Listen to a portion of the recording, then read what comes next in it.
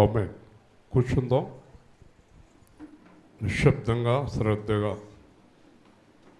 మనస్ఫూర్తిగా కూర్చుందాం. దేవుడు తన అద్భుతమైన ప్రేమలో తుంగభద్ర కర్ణాటక 5 రోజులు కూడా చాలా ఆత్మీయంగా బలంగా అద్భుతంగా నడిపించాడు. దేవుడు తన జయోత్సవంతో నడిపిస్తున్నాడు. ఇంకా అనేక ప్రాంతాలకు నడిపించబోతున్నాడు. అలాగే స్థిరులై బలము గలవారై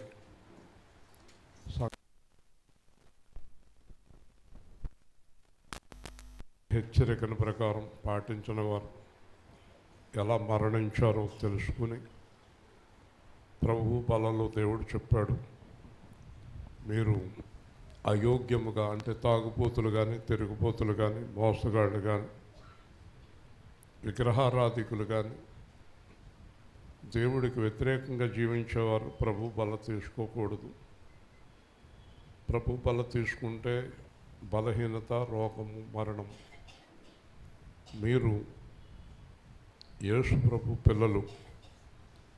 మీరు ఎవరినైనా మోసం చేస్తే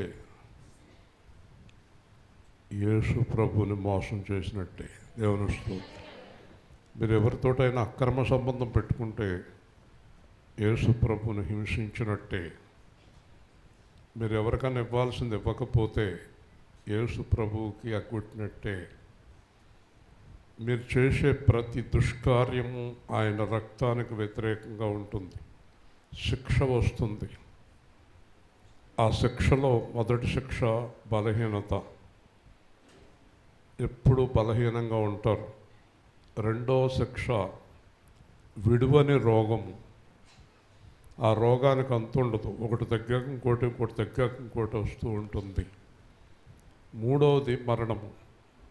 నేను అతన్ని చెప్పాను, నీకు సమయం ఇస్తున్నాను, తొందరగా నువ్వు పనులు చక్కదిద్దుకో, లేదా నీకు మరణం. నా దగ్గరికి వచ్చాడు. ఏంటండి నన్ను బెదిరిస్తున్నారు అన్నాడు. బెదిరించడం కాదు, దేవుని స్వరం అని చెప్పడం జరిగింది. కాబట్టి సంఘం అంతా తెలుసుకోవడానికి దేవుడు చూపించాడు శిక్షలు ఎలా ఉంటాయో. మరణించిన 3వ రోజు వరకు ఎవరికి తెలియదు. వాసన కొట్టాడు, సంపాదించాడు, వడ్డీ వ్యాపారాలు చేశాడు, దేవుడికి వ్యతిరేకమైన అనేక పనులు చేసి తీర్పులోకి వెళ్ళాడు. చాలామంది అనుకుంటున్నారు మేము ఏం చేసినా పర్వాలేదు, ఆదివారం హల్లెలూయా అంటే సరిపోద్దని. కుదరదండి. మీరు తప్పు చేయకూడదు, తప్పు చేసేవాడిని సమర్థించకూడదు. సమర్థించేవాడికి కూడా అదే శిక్ష వస్తుంది. సేమ్ తప్పు చేసేవాడికి, చేసేవాడిని సమర్థించేవాడికి కూడా అదే శిక్ష వస్తుంది. ధనాపేక్ష కలిగి ఉండకూడదు. దేవుడికి ఇవ్వాల్సింది ఎగ్గొట్టకూడదు. ప్రతి విషయంలోనూ ఖచ్చితంగా స్థిరంగా బలంగా ఉండాలి. దేవుడితో ఆటలాడుకోకూడదు. మీరు ఎప్పటికీ అభివృద్ధి చెందలేరు. దేవుని విషయంలో ఖచ్చితంగా స్థిరంగా బలంగా ఉండాలి. పరిశుద్ధంగా ఉండాలి. లేదా దేవుణ్ణి విడిచిపెట్టాలి. మీరు ఆయనతో కొనసాగలేకపోతే ఆయన్ని విడిచిపెట్టాలి. కొంతమంది సంఘాన్ని విడిచిపెట్టారు. వేరే సంఘాల్లో ఎలాంటి గొడవ లేదన్నారు. హెచ్చరిక లేని సంఘం యేసుప్రభు సంఘం కాదు. గద్దింపు లేని సంఘం యేసుప్రభు సంఘం కాదు. యథార్థత లేని సంఘం యేసుప్రభు సంఘం కాదు. కొన్ని సంఘాలు మనకి అనుకూలంగా ఉంటాయి. వీళ్ళు ఇద్దరు కిందకెళ్ళేవారే. మనకు అనుకూలమైన బోధ కాదు కావలసింది. జీవగ్రంథంలో వాక్యం బోధించాలి. దేవుని స్తోత్రం. నీకు నాకు అనుకూలమైంది కాదు బోధ. దేవుని ఆజ్ఞలు ప్రతి ఆజ్ఞ పాటించాలి. ఏది తప్పినా శిక్ష తప్పదు. మరణము తప్పదు, నరకము తప్పదు, అన్ని బాధలు తప్పవు. గుర్తుపెట్టుకోండి. క్రమశిక్షణ కలిగి, యథార్థత కలిగి, పరిశుద్ధత కలిగి మనము జీవించాలని వాక్యం బోధిస్తుంది. మీరు ఎంత సంపాదించినా ఏమీ పట్టుకెళ్ళలేరు. అతను ఏమీ పట్టుకెళ్ళలేదు. ఏముందో కూడా తెలియదు, ఏం పోయిందో తెలియదు. ఏమైందో తెలియదు. అలాంటి దిక్కుమాలిన స్థితి వస్తుంది. అననీయ సప్యరాలు పరిశుద్ధాత్మను ఎదిరించి స్పాట్లో ఇద్దరు చచ్చిపోయారు. వాళ్ళిద్దరూ చనిపోయినప్పుడు సంఘానికి భయం పట్టుకుంది. అప్పుడు పేతురు అన్నాడు, పరిశుద్ధాత్మను ఎదిరించిన వారు అందరి గతి ఇదే అని చెప్పాడు.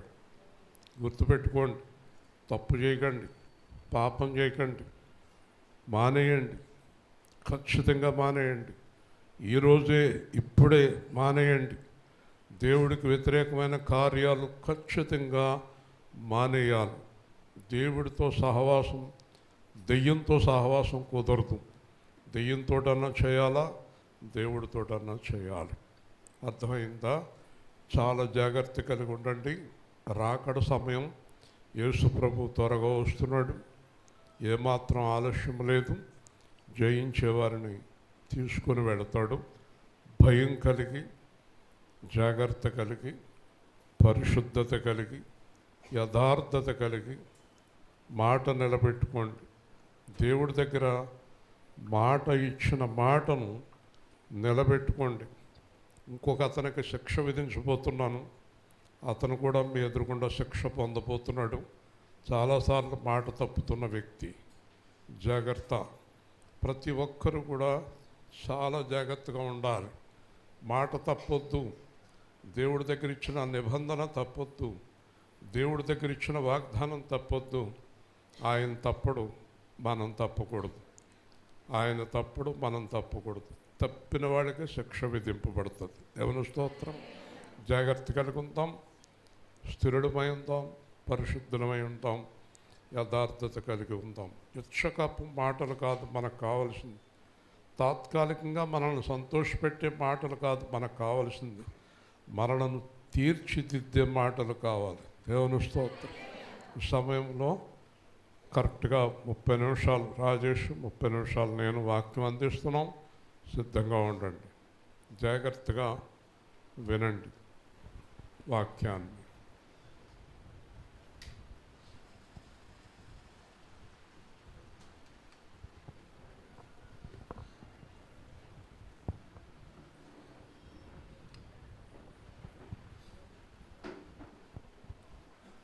అందరికీ వందనాలు. చిన్న ప్రార్థనతో ప్రారంభించుకున్నాం. పరిశుద్ధుడు, ప్రేమ గల మా తండ్రి, మరి ఈరోజు మీ వాక్యం ద్వారా మా హృదయాన్ని తెరవండి. మా ఆత్మకు కావలసిన మరి మీ వాక్యాన్ని మాకు అందించండి. మరి ఈరోజు నన్ను మరుగుపరిచి పరిశుద్ధాత్మ ద్వారా మీరే మాతో మాట్లాడమని యేసు నామమున అడుగుతున్నాం తండ్రి. ఆమేన్.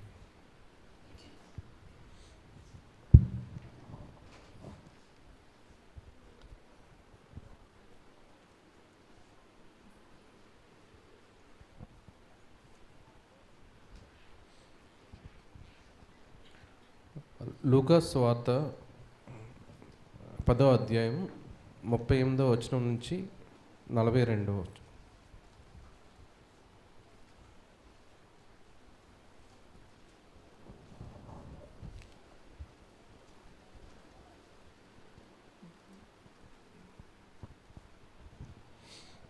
అంతటా వారు ప్రయాణమైపోవచుండగా ఆయన ఒక గ్రామంలో ప్రవేశించెను. మార్తా అను ఒక స్త్రీ ఆయనను తన ఇంట చేర్చుకొనెను. ఆమెకు మరియా అను సహోదరి ఉండెను. ఈమె యేసు పాదముల యొద్ద కూర్చుండి ఆయన బోధ వినుచుండెను. మార్త విస్తారమైన పని పెట్టుకున్నట చేత తొందరపడి ఆయన యొద్దకు వచ్చి, ప్రభువా, నేను ఒంటరిగా పనిచేయటకు నా సహోదరి నన్ను విడిచిపెట్టినందున నీకు చింతలేదా? నాకు సహాయము చేయమని ఆమెతో చెప్పుమనెను. అందుకు ప్రభు, మార్తా మార్తా, నీవు అనేకమైన పనులను గురించి విచారము కలిగి తొందరపడుచున్నావు, కానీ అవసరమైనది ఒకటే. మరియ ఉత్తమైన దాన్ని ఏర్పరచుకొనెను, అది ఆమె వద్ద నుండి తీసివేయబడదని ఆమెతో చెప్పింది. చాలు. అయితే ఈరోజు వాక్య సందేశం ఏంటంటే, ఇక్కడ మనం యేసుక్రీస్తు ఒకరింటికి వచ్చినప్పుడు ఇద్దరు స్త్రీలను చూస్తున్నాం. ఒక స్త్రీ పేరు మార్తా, ఇంకో స్త్రీ పేరు మరియా. అయితే మనమందరం కూడా దేవుని సేవ చేయాలనుకుంటాం. అంటే పాస్టర్ గారు అయితే బోధించడం ద్వారా, విశ్వాసులు అయితే ప్రార్థన చేయడం ద్వారా, మరి ప్రతి ఒక్కరు దేవుణ్ణి సేవించాలనుకుంటాం. వాళ్ళకి కలిగిన శక్తి కొలది ప్రతి ఒక్కరు కూడా దేవుణ్ణి ఆరాధించాలి, సేవించాలి అనుకుంటాం. అయితే ఇక్కడ ఇద్దరు స్త్రీలను చూస్తున్నాం మనం. యేసుప్రభు వాళ్ళ ఇంటికి వచ్చినప్పుడు, వాళ్ళ శిష్యులతో పాటు వచ్చినప్పుడు మార్త కంగారు పడి, ఇంతమంది ఒకేసారి వచ్చారు, మరి అంతమందికి ఎక్కడో దూరం నుంచి ప్రయాణమే వచ్చారు, వాళ్ళకి కావాల్సినవన్నీ, వాళ్ళకి కావాల్సిన ఆహారం కానీ అవన్నీ సిద్ధం చేయాలి, అవన్నీ సిద్ధం చేయాలంటే చాలా పని. ఒకసారి అనుకోకుండా వాళ్ళు వచ్చినప్పుడు కంగారు పడి, ఇంత పని చేయాలి కదా, నేను ఒక్కదాన్నే ఎంత పని చేస్తున్నాను, మరియ మాత్రం అక్కడ యేసుప్రభు దగ్గర కూర్చుని ఆయన చెప్పే మాటలు వింటుంది అని మార్తకి ఇక్కడ కోపం వచ్చింది. అయితే ఇక్కడ మార్త చేసిన పని చూస్తే కనుక సర్వసాధారణంగా మన ఇంటికి ఎవరు వచ్చినా కూడా మనం కూడా అలాగే మాట్లాడతాం, దాంట్లో తప్పేం లేదు. ఒకేసారి ఒక 10 మంది వచ్చినప్పుడు వాళ్ళకి కావాల్సినవన్నీ జాగ్రత్తగా చూసుకోవాలనుకుంటాం, ఎందుకంటే మన ఇంటికి వచ్చిన అతిథుల్ని మనం గౌరవించాలనుకుంటాం. అయితే ఇక్కడ మార్త చేసిన దాంట్లో తప్పేమీ లేదు. చాలామంది అనుకుంటాము మార్త చేసింది కరెక్ట్ కాదు, మరియ చేసిందే కరెక్ట్ అని. అయితే మనం తెలుసుకోవాల్సింది ఏంటంటే ఇక్కడ ఇద్దరిది తప్పు కాదు, కానీ ఇక్కడ దేవుడు ఏం చెప్తున్నాడంటే మరియ చేసింది ఉత్తమమైనది, అయితే మార్త చేసిన తప్పని దేవుడు అనట్లేదు. అయితే మన దగ్గర ప్రతిసారి కూడా రెండు ఉంటాయి. అంటే మనం ఒక పని చేస్తే మంచిది, ఇంకో పని చేస్తే అది చాలా ఉత్తమమైనది. ఇక్కడ దేవుడు ఏది ఉత్తమమైనది అని మనకు తెలియజేస్తున్నాడు ఈ వాక్యం ద్వారా. ఇక్కడ మరియ చేసిన పని ఉత్తమమైన పని. ఎందుకంటే ఇక్కడ మనం చూస్తే చాలామంది ఇక్కడ మరియ మార్తల్ని మనకి అన్వయించుకుంటే కనుక చాలామంది ఇప్పుడు ఈ సంఘంలో మనం చూసుకుంటే చాలామంది మార్తలాగా పనిచేసే వాళ్ళు ఉన్నారు, కొంతమంది మరియలాగా పనిచేసే వాళ్ళు ఉన్నారు. అంటే ఎలాగంటే ఇప్పుడు ఒకవేళ ఈ మందిరానికి కావాల్సిన ఎన్నో పనులు ఈరోజు వాక్యంలా చెప్తున్నామంటే ఇక్కడ మందిరాన్ని శుభ్రం చేసేవాళ్ళు ఉంటారు, కావాల్సిన మైక్ సెట్లు అన్నీ రెడీ చేసేవాళ్ళు ఉంటారు, కుర్చీలు అరేంజ్ చేసేవాళ్ళు ఉంటారు. చాలా పనులు చేయాలి, చాలా పనులు చేస్తేనే కానీ ఈ వాక్యం ఇలా జరగదు. ఇక్కడే కాదు, సువార్తలో అయినా ఎక్కడైనా సరే చాలా పనులు వెనకాల చేస్తే కానీ ఆ వాక్యానికి కావాల్సినట్టుగా అవన్నీ సమకూరు. అయితే ఇక్కడ కొంతమంది చూస్తే మనం సంఘంలో కొంతమంది వాళ్ళు చాలా పనులు చేస్తుంటారు, కానీ అదే సమయంలో వాళ్ళు ఇతరులను చూసినప్పుడు మనం ఇంత కష్టపడి ఈ అన్ని పనులు మనం చేస్తున్నాం, కానీ కనీసం కొంతమంది చిన్న సహాయం కూడా చేయరేంటి, వాళ్ళకేం పట్టనట్టు ఉంటారేంటి అని చాలామంది అనుకుంటూ ఉంటారు. అయితే ఇక్కడ మార్త దగ్గర తెలుసుకోవాల్సిన ఒక లక్షణం, నేర్చుకోవాల్సిన ఒక లక్షణం ఏంటంటే మార్త తనలో తాను గొనుక్కోవడం అంటారు. అంటే మనలో మనం అనుకుంటూ ఉంటాం, తిట్టుకుంటూ ఉంటాం, ఆ పని చేయలేదు. అలాగే మార్త వచ్చి వేరే వాళ్ళ దగ్గర ఈ విషయం చెప్పలేదు, మరి ఎలా చేస్తుందని చాడీనో లేకపోతే కంప్లైంట్ లాగా చెప్పలేదు. ఈ విషయం మార్త ఎవరితో చెప్పిందంటే యేసు ప్రభువుతో చెప్పింది. ఇక్కడ నేను ఇంత కష్టపడుతున్నాను, మరి నాతో పాటు సహకారిగా ఉండడానికి పంపించాలి కదా, నువ్వు ఒక మాట చెప్పాలి కదా అని యేసు ప్రభువుని అడుగుతుంది. అయితే ఇక్కడ మనం తెలుసుకోవాల్సింది ఏంటంటే నిజంగానే మనకి చాలా పనులు అవసరం, మందిరంలో కానీ సువార్త చేయడం కానీ చాలా సహకారం ఉంటేనే కానీ ఆ పనులు జరగవు. అయితే మనం పని చేస్తాం కరెక్టే, కానీ పని చేయని వాళ్ళు చాలామంది ఉంటారు. వాళ్ళ మీద మీరు కంప్లైంట్ ఎవరికి ఇవ్వాలంటే దేవుడికి ఇవ్వాలి, దేవుడితో మీరు మాట్లాడాలి. ఏంటంటే ఇక్కడ మీరు పని చేస్తున్నారు, అదే సమయంలో ఇంకొకళ్ళ మీద మీరు అసూయ కలిగి ఉన్నారు. ఏంటంటే వాళ్ళు మాకు సహాయం చేయాలి కదా, నేను ఒక్కడనే బాధ్యున్నా, నేను ఒక్కడనే ఈ పని చేయాలా, ఇంకెవరికి ఈ పని సంబంధం లేదా అని చాలామంది అనుకుంటూ ఉంటాం. కానీ మార్త చేసింది ఏంటంటే ఇక్కడ అది డైరెక్ట్గా దేవుడి దగ్గరికి వెళ్ళి చెప్పింది. మనం కూడా ఎవరి మీద కోపం ఉన్నా లేకపోతే ఎవరైనా మన గురించి తప్పుగా మాట్లాడినా ఏం చేసినా కానీ మనం ఎవరితో మాట్లాడాలంటే మన పక్కన ఉండే వాళ్ళతో కాదు, మనకు బాగా తెలిసిన వాళ్ళతో కాదు, మన స్నేహితులతో కాదు, మన సంఘం పెద్దలతో కాదు, తర్వాత అవన్నీ చేయొచ్చు, కానీ మొదట ఎవరితో మాట్లాడాలంటే మనం దేవుడితో మాట్లాడాలి. ఎందుకంటే దేవుడా, నాకు ఈ పని చేయాలనుకుంటున్నా, లేకపోతే ఈ పనిలో నాకు సహకారం ఎవరు లేరు, నాకు ఈ సహకారం చేయడానికి ఎవరినన్నా నాకు తోడుగా పంపించమని దేవుడిని అడిగితే దేవుడు సహాయం చేస్తాడు. అంతేగాని అలా చేయకుండా మనం ఇతరులతో మాట్లాడితే అది తప్పు అవుతుంది. అయితే ఇక్కడ మన అంశము మార్త గురించి కాదు, కానీ మరియ గురించి. అయితే మరియ ఏం చేస్తుందంటే, అంతమంది వచ్చినా పట్టించుకోకుండా మరియ ప్రభు సన్నిధిలో కూర్చుని ఆయన చెప్తున్న మాటలు వింటుంది. అయితే మార్త వచ్చి ఇలా అన్నప్పుడు యేసుక్రీస్తు మార్తను వైపు చూసి కోపంగా మాట్లాడలేదు. మార్త మార్త అని చాలా సున్నితంగా మార్తకు అర్థమయ్యేలాగా చెప్తున్నాడు. ఎందుకంటే మార్త తను చేసే పని తప్పు కాదు, ఆతిథ్యం ఇవ్వాలనుకుంది, మంచి ఆతిథ్యం ఇవ్వాలనుకుంది. కానీ తను చేసే తప్పు అని దేవుడు అనలే, కానీ ఉత్తమమైన దాన్ని ఎన్నుకోవాలి నువ్వు అని దేవుడు సున్నితంగా మందలిస్తున్నాడు. ఇక్కడ మనం చూస్తే కనుక మార్త, నీవు అనేకమైన పనుల గూర్చి విచారం కలిగి తొందరపడుచున్నావు, కానీ అవసరమైనది ఒక్కటే. మనం కూడా తెలుసుకోవాల్సింది ఏంటంటే, మనం దేవుడికి కావాల్సిన సేవ, చాలామంది సేవకులు కూడా ఎక్కడో తప్పిపోతున్నారంటే, మనం ఎక్కడ తప్పిపోతామంటే దేవుడు మనల నుంచి ఏం కోరుకుంటున్నాడో తెలియక మనం దేవుడికి సేవ చేస్తున్నాం అనుకుంటాం. కానీ ప్రతి ఒక్కరికి ఒక్కొక్క పని దేవుడు నియమించాడు. ఇప్పుడు మన శరీరం చూసుకుంటే, శరీరంలో ప్రతి అవయవానికి దానికి తగిన పని దానికి ఉంది. కళ్ళకి చూడడం, గుండెకి కొట్టుకోవడం, రక్తం సరఫరా చేయడం, ఇలాగ మనం చూస్తే ప్రతి అవయవానికి దాని పని నియమించబడి ఉంది. మరి గుండె రక్తం సరఫరా చేయకుండా వేరే పని చేస్తారంటే ఆ పని చేయలేదు. చేతులు చేయవలసిన పనులు చేతులు చేయాలి, కాళ్ళు చేయవలసిన పనులు కాళ్ళు చేయాలి, నాలిక చేయవలసిన పని నాలిక చేయాలి. ఇక్కడ చాలామంది బోధించడం ఒక్కటే చాలా విలువైన పని అని చాలామంది అనుకుంటారు, కానీ అది కరెక్ట్ కాదు.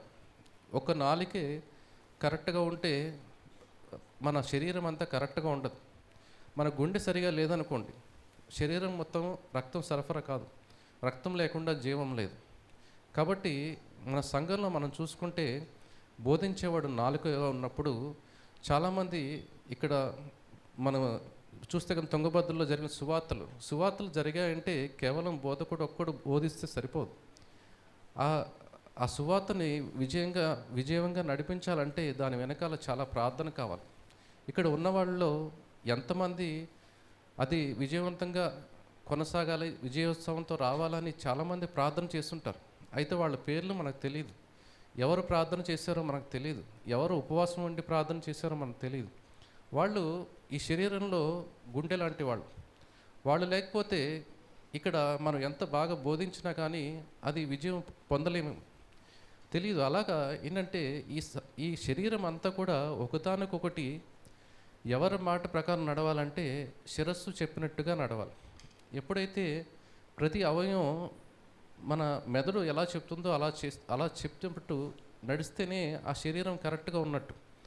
లేకపోతే మనం చూస్తే కొంతమందికి ఇప్పుడు పక్షవాతం వచ్చిందనుకోండి, ఒక చెయ్యి కాలు పడిపోయిందంటే దాని అర్థం ఏంటంటే దానికి ఈ మెదడుకి సంబంధం తెగిపోయింది, ఈ తల చెప్పినట్టుగా ఆ చెయ్యి పనిచేయదు. అలాగే మనం చాలామంది మార్తలాగా పనిచేస్తున్నాం. అంటే ఏంటంటే దేవుడికి సేవే కదా నేను చేస్తున్నాను, దేవుడి కోసమే కదా నేను ఈ పని చేస్తున్నాను అని చాలామంది చేస్తున్నారు. ఆ ఉద్దేశం తప్పు కాదు.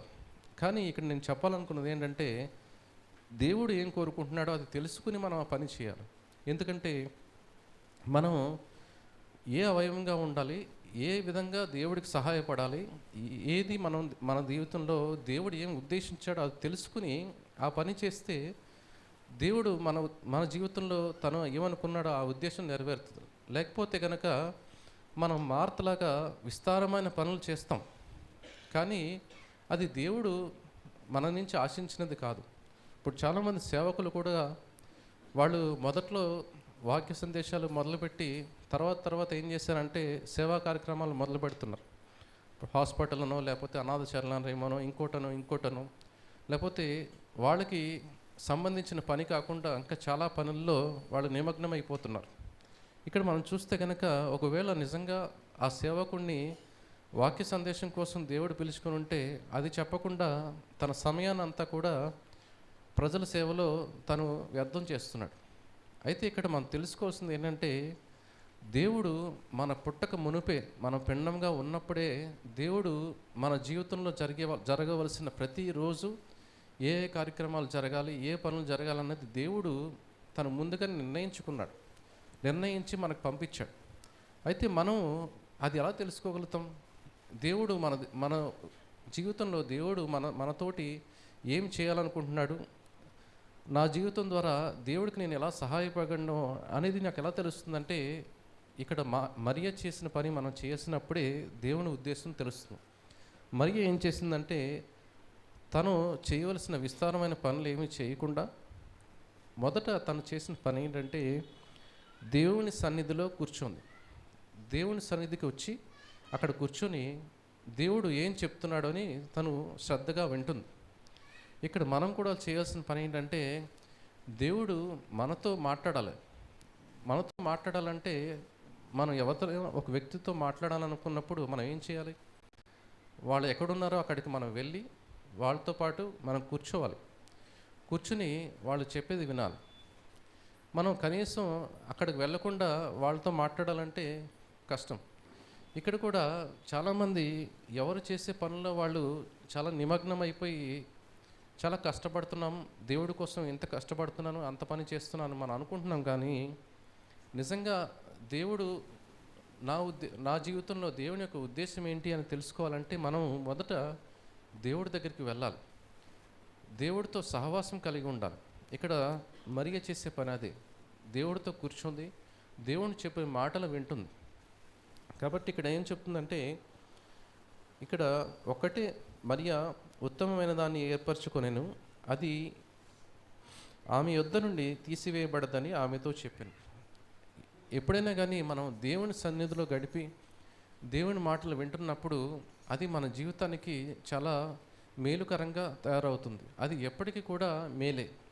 అది ఆ సమయానికి మాత్రమే కాకుండా ఎప్పుడు కనుక మనం ఎప్పుడు దేవుని సన్నిధిలో దేవునితో సహవాసం కలిగి ఉంటే కనుక అది ఎప్పటికీ మన జీవితం దేవునితో కొనసాగుతున్నప్పుడు అది ఎప్పుడూ మేలుకరంగా జరుగుతుంది. ఎందుకంటే ఇక్కడ మనం చూస్తే కీర్తనలు 139 అధ్యాయం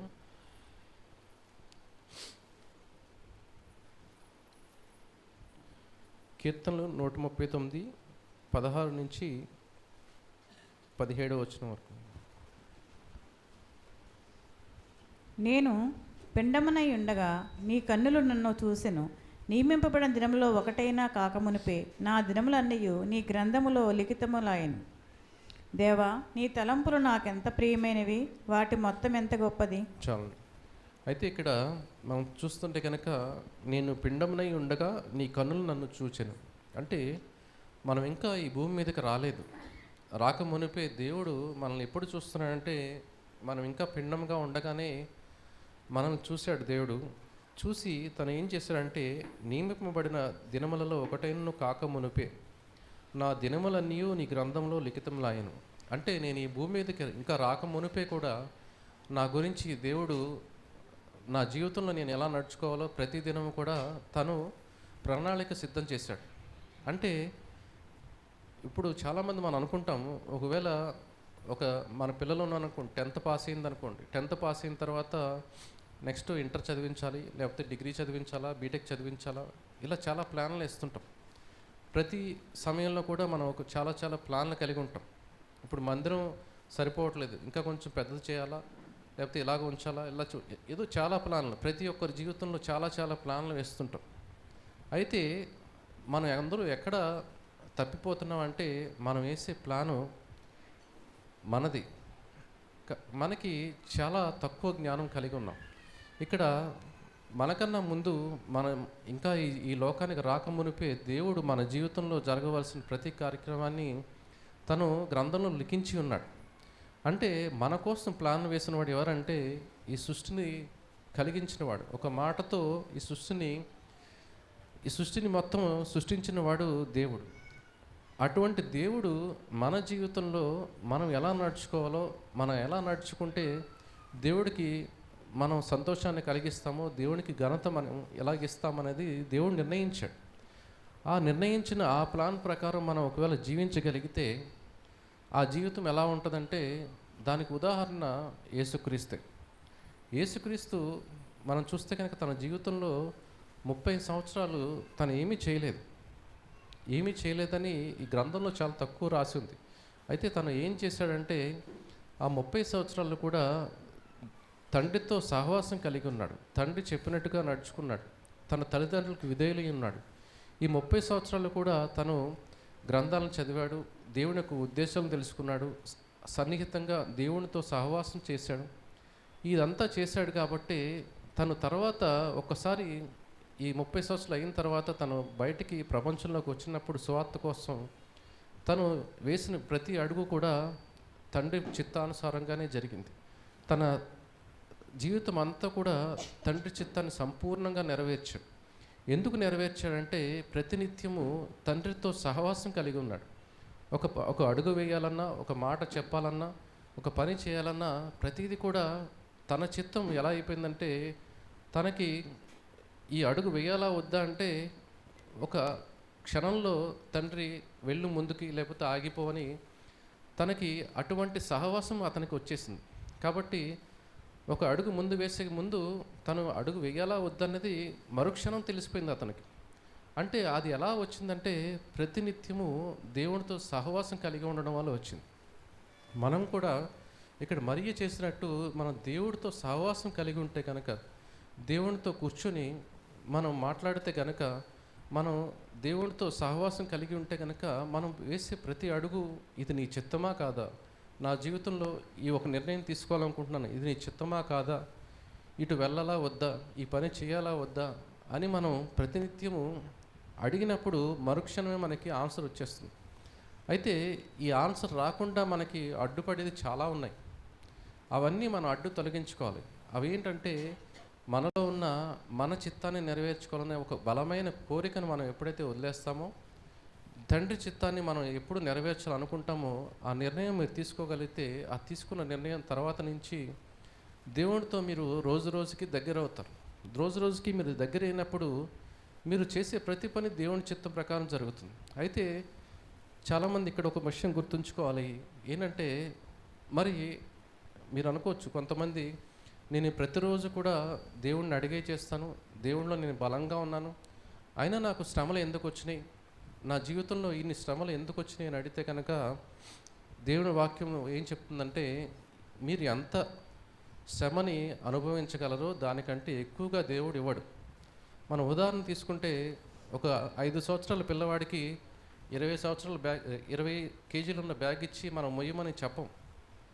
ఒక తండ్రికి లేదా మనకి ఒక సామాన్యమైన జ్ఞానం కలిగిన ఒక వ్యక్తికి ఒక 5 సంవత్సరాల పిల్లవాడు ఎంత మొయ్యగలడో, మహా అయితే ఒక 100 గ్రాములు 200 గ్రాములు చిన్న బ్యాగ్ ఏదో ఇచ్చి పంపించుకోవాలి. ఈ జ్ఞానం మనకే ఉన్నప్పుడు మరి దేవుడు మనం మోయలేనంత శక్తి మన మీద పెట్టాడు కదా. వాక్యము ఇక్కడ మనం నమ్మితే కనుక దేవుడు ఏం చెప్తున్నాడంటే, మీరు మోయగలిగిన భారాన్ని, మీరు ఎంత అనుభవించగల శ్రమని అంత మాత్రమే నీకు అనుమతిస్తున్నాను, అంతకు మించి మీకు అనుమతించట్లేదు.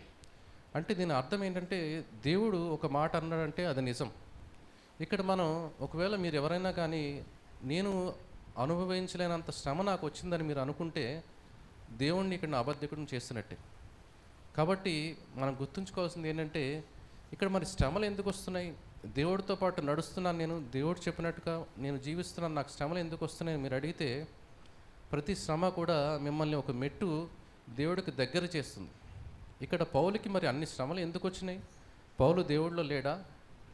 పౌలు దేవుడు చెప్పినట్టుగా నడవలేదా అంటే, యేసుక్రీస్తు దేవుడు చెప్పినట్టుగా నడవలేదా అంటే, వాళ్ళు ఎప్పుడు కూడా దేవుడు చెప్పినట్టు నడిచారు. కానీ శ్రమలు ఎందుకు వచ్చినాయి అంటే, వాళ్ళ ద్వారా దేవునికి మహిమ తీసుకురావడానికి, వాళ్ళు అత్యున్నతమైన స్థితికి ఎదగడానికి ఈ శ్రమలు అనేవి వాళ్ళకి ఉపయోగపడినాయి. కాబట్టి మీకు శ్రమలు వచ్చినప్పుడు, ఇబ్బందులు వచ్చినప్పుడు మీరు దేవుడితో నడుస్తున్నానా లేదా, దేవుడు నాకు సహాయం చేస్తున్నాడా లేదా అని మీకు అనుమానం కలగకూడదు. మీకు ఎప్పుడైతే అనుమానం కలిగిందో సాతాను నెగ్గినట్టే. ఇక్కడ మనం ఎటువంటి పరిస్థితిలో ఉన్నా సరే దేవుడికి మనకు తోడుగా ఉన్నాడు అనే నమ్మకాన్ని మనం గట్టిగా కలిగి ముందుకు నడిస్తే కనుక మనం ఖచ్చితంగా దేవుని చిత్తాన్ని నెరవేర్చగలం. దేవుడు మన జీవితం ద్వారా మనల్ని ఎలా నడుచుకోవాలనుకుంటున్నామో మనం తెలుసుకోగలుగుతాం. కాబట్టి నేను చెప్పాలనుకున్నది ఒకటి, మన బైబిల్ చూస్తే కనుక మొదటి అధ్యాయం మనం చూస్తే ఆదికాండంలో మొదటి అధ్యాయంలో ఏం చెప్తుందంటే, ఆది యందు దేవుడు అంటే దీని అర్థం ఏంటంటే, మీరు ఈ ఒక్క మాట గుర్తుంచుకోండి. ఏంటంటే మీరు పొద్దున్న లెగుస్తూనే మొదటగా చేయవలసిన పని ఏంటంటే దేవుడు. మీరు ఒక పని మొదలు పెట్టాలంటే మీకు దానికి ముందు మీరు ఆలోచన అడగవలసింది దేవుణ్ణి. మీరు ఒక పని చేస్తున్నప్పుడు లేదా మీరు కలవరంతో ఉన్నప్పుడు నాకు ఎందుకు ఇలా జరిగిందంటే దానికి సమాధానం మీ పక్కన ఉన్న వాళ్ళు చెప్పరు, ఎవరూ చెప్పరు. ఎవరిని అడగొద్దు. మీరు మొదట అడగవలసింది ఎవరినంటే దేవుణ్ణి. మీకు శ్రమ కలిగింది, దాని నుంచి బయటపడాలంటే మీరు మొదటగా దేవుడికి చెప్పాలి. మీరు ఒక పని చేయాలనుకుంటున్నారు, మొదలు పెట్టాలా లేదా అని మీకు తెలియనప్పుడు మొదటగా మీరు దేవుడితో అడగాలి. ఇలా మీరు మీ జీవితంలో ప్రతి అడుగు కూడా ప్రతి దానికి ముందు దేవుడిని ముందు పెట్టుకుంటే కనుక దేవుడు మీకు ముందుగా నడిచినప్పుడు మీకు ఎవరు కూడా వ్యతిరేకంగా నడవలేరు. కాబట్టి మనం చేయాల్సింది ఏంటంటే, ఇక్కడ మనం తెలుసుకోవాల్సింది, మరియా మార్తా చూసుకుంటే కనుక మార్తా దేవునికి సేవ చేస్తుంది మంచిదే, కానీ దేవుని ఉద్దేశం ప్రకారం కాదు. మనం కూడా మన జీవితంలో మనం దేవుడికి వ్యతిరేకంగా నడవకపోవచ్చు. మనం దేవుడికి మనకు తోచినంత సహాయము సేవ మనం చేస్తున్నాం, కానీ అది ముఖ్యం కాదు. దేవుడు ఏది కోరుకుంటున్నాడంటే, దేవుడు మరియలాగా తన సన్నిధికి రావాలని కోరుకుంటున్నాడు. తన సన్నిధికి వచ్చి దేవుడు మనతో మాట్లాడాలనుకుంటున్నాడు. దేవుడు తన ఉద్దేశాలను మనకు తెలియచేయాలనుకుంటున్నాడు. కాబట్టి మనం చేయవలసిన పని ఏంటంటే, దేవుడికి మనకి మధ్యనున్న ఆ విస్తారమైన పనులన్నీ పక్కన పెట్టి, విస్తారమైన మీ ఆలోచనలను పక్కన పెట్టి, మీ ఉద్దేశాలను పక్కన పెట్టి, మీరు దేవుడి దగ్గరికి చేరగలిగితే, దేవునితో సహవాసం పెంచుకోగలిగితే, అప్పుడు దేవుడు మీతో మాట్లాడతాడు. దేవుడు మీతో మాట్లాడినప్పుడు, దేవుడు మీకు సలహా ఇచ్చినప్పుడు, దేవుడు ఉద్దేశం మీకు తెలిసినప్పుడు, దేవుడు ప్లానింగ్లో మీరు నడుస్తున్నప్పుడు, మీరు అంతకన్నా మీ జీవితంలో మీరు సాధించేది ఏమి ఉండదు. కాబట్టి ఈరోజు నేను చెప్పాలనుకున్నది ఒకటే, మనం మన ఉద్దేశాలని పక్కన పెట్టి దేవుని సన్నిధిలో దేవునితో సహవాసం కలిగి ఉండి దేవునితో నడిస్తే కనుక మన జీవితంలో మనం ఇప్పటివరకు ఒకవేళ దేవుడు మన చిత్తానుసారంగా మనం నడిచి ఉండొచ్చు, కానీ ఇప్పటి నుంచి అయినా సరే దేవుడు ఉద్దేశం తెలుసుకుని దేవుడితో సహవాసం పెంచుకుని దేవుడితో నడిస్తే కనుక మనం ఇంత సహాయాన్ని దేవుడి నుంచి పొందుకున్నందుకు కృతజ్ఞతగా మనం ఎంతో కొంత దేవుడికి మనం మన జీవితం ద్వారా దేవుడికి ఘనత ఇచ్చేలాగా మనం మన జీవితాన్ని మార్చుకోవచ్చని ఈ చిన్న వాక్యం దేవుని దీవించిన గాక. చిన్న ప్రార్థనతో ముగించుకుందాం.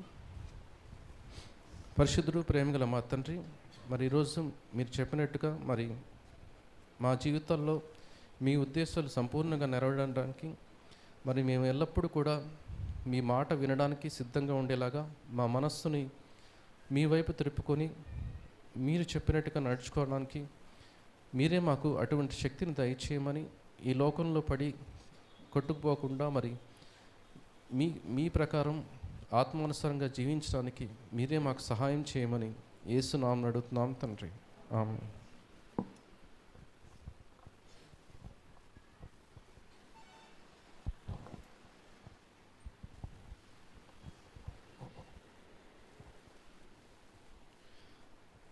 నీవు చేసిన ఉపకారములకు నేనేమి చెల్లింతును?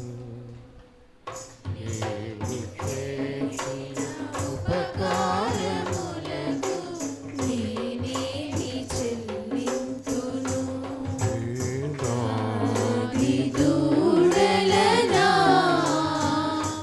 వేలాది పొట్టేళ్ళనా ఏడాది దూడలనా వేలాది పొట్టేళ్ళనా మరణ పాత్రుడనై ఉన్న నాకై మరణించితివ సిల్వలో కరుణ చూపి నీ సిలువ మార్గాన నడిపించుము యేసయ్యా. కరుణ చూపి నీ సిలువ మార్గాన నడిపించుము యేసయ్యా. దేవుని స్తోత్రం. ఒక్కొక్క మాట శ్రద్ధగా వినండి. మనకు చాలామంది చాలా రకాల ఉపకారాలు చేశారు, అపకారాలు చేశారు. మొదటిది, మనకు దేవుడు చేసినంత ఉపకారం ఎవరూ చేయలేదు. రెండోది, దేవుడు ఎప్పుడు అపకారం చేయడు. దేవుని స్తోత్రం. మనం దేవుని యందు గురి నిలిపి జీవించాలి. దేవుడితో సహవాసం చేయాలి. మనుషులతో జాగ్రత్తగా ఉండాలి. ఎక్కువ లోతుకి వెళ్ళకూడదు. తాత్కాలికమైన జీవితం, భార్యాభర్తలైనా సరే, పిల్లలైనా సరే, జీవితంలో ఎవరైనా సరే ఎంతవరకు అంతవరకే. కానీ దేవుడికి లిమిట్స్ ఉండకూడదు. దేవునికి సంపూర్ణంగా సమర్పించుకోవాలి. భార్య అయినా, భర్త అయినా, పిల్లలైనా. మనం చూస్తున్నాం కదా, మనకు తెలుసు కదా, భార్య భర్తకి ద్రోహం చేస్తుంది, భర్త భార్యకు ద్రోహం చేస్తున్నాడు, పిల్లలు తల్లిదండ్రులకు ద్రోహం చేస్తున్నారు, విశ్వాసులు పాస్టర్ గారికి ద్రోహం చేస్తున్నారు, పాస్టర్ గారు విశ్వాసులకి ద్రోహం చేస్తున్నాడు. మానవులందరూ మొత్తం ఎవరైనప్పటికీ కూడా ఒకరికి ఒకరు ద్రోహం చేస్తున్నారు. హల్లెలూయా. ఏదో ఒక విషయంలో మోసము చేస్తున్నారు, అబద్ధాలు ఆడుతున్నారు. ఇలా చెప్పుకుంటూ పోతే చాలామంది, మీలో కొంతమంది మీకు కావలసిన వాళ్ళ తప్పులు కప్పిపుచ్చుతారు. తప్పుని ఒప్పుకోమని చెప్పరు, కప్పిపుచ్చుతారు. అది పెద్ద తప్పు ఏముందంటే అంటారు. బయట వాళ్ళది పెద్ద తప్పు, మీ ఇంట్లో జరిగితే చిన్న తప్పు. ఇది నాటకం కాదు. ఇలాంటి నటన దేవుడికి ఇష్టమా? సత్యం లేని జీవితం ప్రమాదకరం. కొంతమంది వారికి తెలియకుండానే అవతల వారికి ద్రోహం చేస్తారు. కాబట్టి మనుష్యులను నమ్ముకొనుట వ్యర్థము, యెహోవాను నమ్ముకొనుట మంచిది. దేవుడికి ఇచ్చే స్థానం పాస్టర్లకి, మనుషులకి, మొగుడికి, పెళ్ళానికి, పిల్లలకి, డబ్బుకి. ఈ లోకంలో అందరూ దేవుడి తర్వాత డబ్బుకి ప్రథమ స్థానం ఇస్తారు. అది చాలా పాపం. దేవుడికి స్థానం ఇచ్చిన తర్వాత ఆ స్థానము ఎవరికి ఇవ్వకూడదు. అది ఎవ్వరికి అర్హత లేదు. దేవుడికి ఇచ్చినటువంటి ప్రాధాన్యత మనుషులకు ఇవ్వకూడదు. మనుషులు ఏ నిమిషంలో ఎవరు ఎలా మారుతారో తెలీదు. ప్రేమించే భార్య మారిపోతుంది, ప్రేమించే భర్త మారిపోతాడు, ప్రేమించే తల్లి, కుమారుడు మారిపోతారు, పాస్టర్లు మారిపోతారు. పాస్టర్లు కూడా మనుషులే కదా. విశ్వాసులు మారిపోతారు. ఒక ఆవిడ అంటుంది, మొన్నటిదాకా మా అబ్బాయి బాగానే మాట్లాడేవాడండి, ఇప్పుడు మాట్లాడతలేదండి. అబ్బాయే, కడుపును పుట్టినోడే మాట్లాడతలేదట, కూతురు మాట్లాడతలేదట. చూసారండి? ఇంకా ఆశ్చర్యకరమైన విషయం చెప్పనా, పాస్టర్ గారు మాట్లాడతలేదండి ఈ మధ్యన. విశ్వాసి కూడా ముఖం పక్క తిప్పుకుని వెళ్ళిపోయేవాళ్ళు ఉన్నారండి. ఇప్పుడు నేను మీలో ఎవరి మీద ఆధారపడ్డాను అనుకోండి, నేను పడిపోతాను. మీరు నా మీద ఆధారపడ్డా పడిపోతారు. ఎవరి మీద ఆధారపడాలి చెప్పండి? 100%, 100% మీరు మోసపోరు.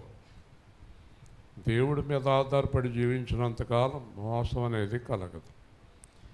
యేసు సేవా కేంద్రం ఎప్పుడు ఒక్కటే బోధిస్తుంది, యేసునే బోధిస్తుంది. హల్లెలూయా. వేరే విషయాలు ఏమీ చెప్పరు ఇక్కడ. నా కుమారుడు చెప్పినా, నా కుమార్తె చెప్పినా, ఎవరు చెప్పినా యేసు గురించే చెప్తాం, వ్యక్తిగతమైన విషయాలు చెప్పం. శిక్ష కూడా యేసే వేస్తాడు, నేను వేయను. అర్థమైందా? ఒకవేళ నేనే శిక్ష వేస్తే నా 20 ఎకరాలు దొంగిలించినోడికే వేయాల. అర్థమైందా? కాబట్టి నేను శిక్షించేస్తే ఆయన శిక్షించేయడు. ఆయన దృష్టిలో మీరు నేరస్తులైనప్పుడు మీకు శిక్ష ఆయనే విధిస్తాడు. హల్లెలూయా. నాకేం సంబంధం? కాబట్టి నేనేం చెప్పాలి? దేవుని దృష్టిలో నేరస్తులుగా ఉండకండి, మర్చిపోకండి. క్లుప్తంగా టైంలో ముగించేస్తున్నాను. మార్కు సువార్త 4వ అధ్యాయం 33 నుంచి 41 వరకు క్లుప్తముగా, చక్కగా, ప్రశాంతంగా వినండి. మార్కు 4వ అధ్యాయం. వారికి వినుటకు శక్తి కలిగి కొలది ఇలాంటి అనేకమైన ఉపమానములు చెప్పి ఆయన వారికి వాక్యము బోధించెను. ఉపమానము లేక వారికి బోధించలేదు, కానీ ఒంటరిగా ఉన్నప్పుడు తన శిష్యులను అన్నిటినీ విశదపరచెను. ఆ దినమే సాయంకాలం అయినప్పుడు ఆయన అద్దరికి పోవుదమని వారితో చెప్పగా వారు జనులను పంపివేసి ఆయనను ఉన్నపాటున చిన్న దోణిలో తీసుకుని పోయిరి. ఆయన వెంబడి మరికొన్ని దోణులు వచ్చెను. అప్పుడు పెద్ద తుఫాను రేగి ఆయన ఉన్న దోణి మీద అలలు కొట్టినందున దోణి నిండిపోయెను. ఆయన దోణి అమరవం మీద తలగడ మీద తలవాల్చుకుని ఎదిరించుచుండెను. వారు ఆయనను లేపి, బోధకుడా, మేము నశించిపోవచ్చున్నాము, నీకు చింత లేదా అని ఆయనతో అనిరి. అందుకు ఆయన లేచి గాలిని గద్దించి నిశ్శబ్దమే ఊరకుండమని సముద్రముతో చెప్పగా గాలి అణగి మిక్కిలి నిమ్మలమాయెను. అప్పుడైనా మీరెందుకు భయపడుచున్నారు? మీరు ఇంకనూ నమ్మిక లేక ఉన్నారా అని వారితో చెప్పాను. వారి మిక్కులు భయపడి ఈయన ఎవరో గాలియు సముద్రమును ఈయనకు లోబడుచున్నవని ఒకరితో ఒకరు చెప్పుకొండ్రి. జాగ్రత్తగా నాలుగు మాటలు. మొదటి మాట ఏంటంటే వినుటకు శక్తి కలిగిన కొలది, అంటే ఆసక్తి. కొంతమందికి అరగంట వింటే చాలు, గంట వింటే చాలు. కొంతమందికి ఎన్ని గంటలు విన్నా చాలదు. ఆసక్తి. దేవుడు ఏం చేస్తాడంటే ఆయన మాట్లాడేటప్పుడు అవతల వారిలో ఉండే ఆసక్తి గమనిస్తాడు. విసిగించే పాస్టర్ గారు కాదు యేసుప్రభు, నేను కూడా కాదు. విసిగించే పాస్టర్. ఆయన ఒక రోజు రాత్రి 8 మొదలెట్టి తెల్లారగట్ల 3 దాకా చెప్పాడు. ఆయన తప్ప ఎవరూ మెలుకుగలేరు. అది మొత్తం ఎదురయ్యారు. ఇంత అరగంటలోనే ఎదురయ్యేవాళ్ళు 3 మంది ఇక్కడ మనకి. ఈ అరగంటలోనే ఎదురవుతారు. ఇంకా అలాంటి చోటుకి వెళ్తే మొత్తం గురకట్టేస్తారు. కాబట్టి వినుటకు శక్తి కొలది. ఎదుటివారిని గ్రహించాలి. మనం చెప్పుకుంటూ వెళ్ళిపోతున్నాం. అసలు ఎవరనండి వింటున్నారా లేదా కూడా గమనించాలి. చివరి మనిషి వరకు నేను అందరినీ చూసుకుంటూ ఉంటాను. గమనిస్తున్నారా? నిద్రపోతున్నారా? లేకపోతే గోడకు పెట్టి ఈపి గోక్కుంటున్నారా? ఏం చేస్తున్నారు? ఇవన్నీ గమనించుకోవాలి మనం. కొంతమంది అలా చూస్తూ ఉంటారు నిద్రపోతూ. ఇది ఆశ్చర్యం. చూస్తూనే నిద్రపోయేవారు ఉన్నారు. కళ్ళు తెరిచే ఉంటాయి కానీ నిద్రపోతారు. కాబట్టి వినుటకు శక్తి కొలది అనేక ఉపమానములు వాక్యము చెప్పెను. దేవుడు ఎప్పుడు వాక్యమే చెప్తాడు. వాక్యాన్ని ఉపమానంతో చెప్తాడు. ఉపమానం అంటే ఉదాహరణ. ఆ అబ్బాయి చూడు ఎంత చక్కగా చదువుకుంటున్నాడో, నువ్వు కూడా అలా చదువుకో.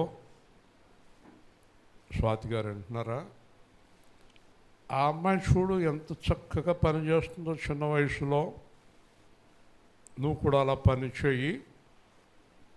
ఆ కుటుంబం చూడు నిశ్శబ్దంగా ఉంటారు, ఎప్పుడు ఎవరితోటి గొడవ పడరు, మీరు కూడా అలాగే ఉండండి. ఉదాహరణ, మంచి మంచి ఉదాహరణలు యేసు ప్రభువు చెప్పేవారు. చూసారా?